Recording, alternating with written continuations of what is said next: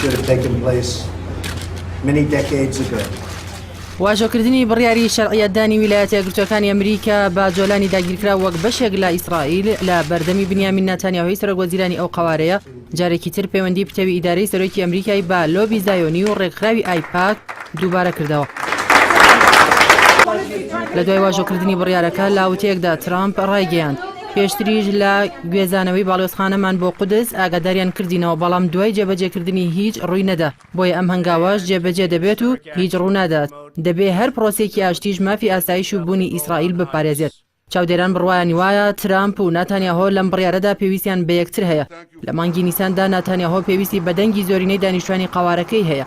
ئەم دوو بڕیارەی ترامپ بۆ پشتیوانیە لا کەمپینەکەی تا زۆرینەی دەنگەکان بەدەست بهێنێت. بە هەمان شێوەش ترامپ پێویستی بە ئایپاک و لۆبی زایۆنی هەیە کە بۆ هەڵبژاردنەکانی ساڵی داهاتوو پشتیوانی بکەن بە تایبەتی ناوبراو وەکو سەرمایەدار و بازرگان بیر لە ئاکامی بڕیارەکانی ناکاتەوە تەنها دەیەوێت دەستکەوتی خێرا و مەیدانی دەست بکەوێت.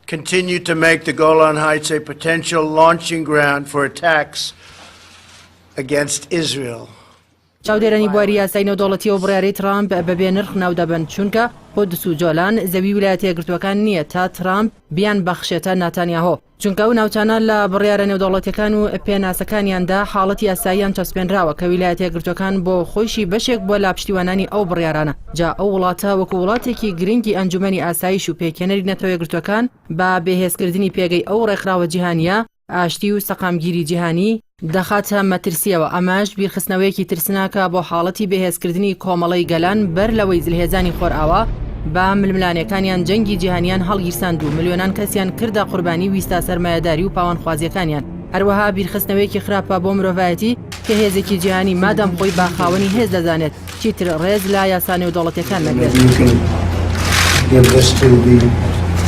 ئەم پاشەکشانەی ئەمریکا لە ڕێکەوتن ئامە نێودەوڵەتیەکان و پێشێلکردنی یاسای نێودەوڵەتی ویلایەتە یەکگرتووەکانی وەکو وڵاتێکی بێمۆڕاڵ لە کۆمەڵگەی نێودەوڵەتیدا نیشانداوە. ڕاست ئەمریکا جلهێزێکی جیهانیە بەڵام ئەم ڕەفتارانەی ترامپ کە وەکو ڕاستڕەوێکی سپی پێس ڕەفتار دەکات دوجار ئەمریکا گۆشەگیر دەکات و لە ڕووی سیاسی و بگرە ئابووریشەوە پاشەکشەی پێدەکات بە تایبەتی دوای ئەو جەنگە ئابووری و سیاسی و استراتیژیەی کە ترامپ لەگەڵ رووسیا و چین و وڵاتانی باشووری خۆرهەڵاتی ئاسیادا بەرپای کردووە. As the capital of Israel. While previous presidents have made this a major campaign promise, they failed